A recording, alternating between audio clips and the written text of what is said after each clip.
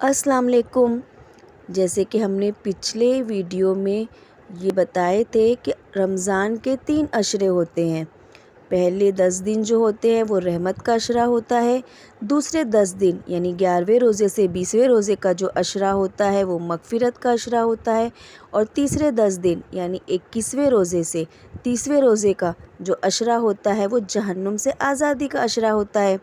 پہلے 10 دن میں ہم اللہ تعالیٰ سے اللہ کی رحمت طلب کرتے ہیں، دوسرے 10 دن یعنی 11ویں سے 20ویں روزے تک ہم اللہ تعالیٰ سے مغفرت طلب کرتے ہیں، اللہ تعالیٰ سے اپنی بخشش کرتے ہیں اور اللہ تعالیٰ سے اپنی معافی مانگتے ہیں۔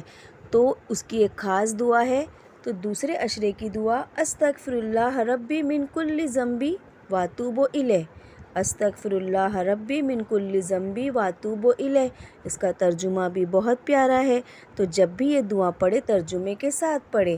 میں اللہ تعالیٰ سے اپنے گناہوں کی معافی چاہتا ہوں جو میرا رب ہے، ہر ایک گناہ سے، اور اللہ کی طرف رجوع کرتا ہوں، یعنی اپنے ہر ایک گناہ کے لیے معافی چاہتا ہوں اور اللہ کی طرف رجوع کرتا ہوں، اللہ کی طرف آتا ہوں۔ جزاک اللہ خیر، اللہ حافظ۔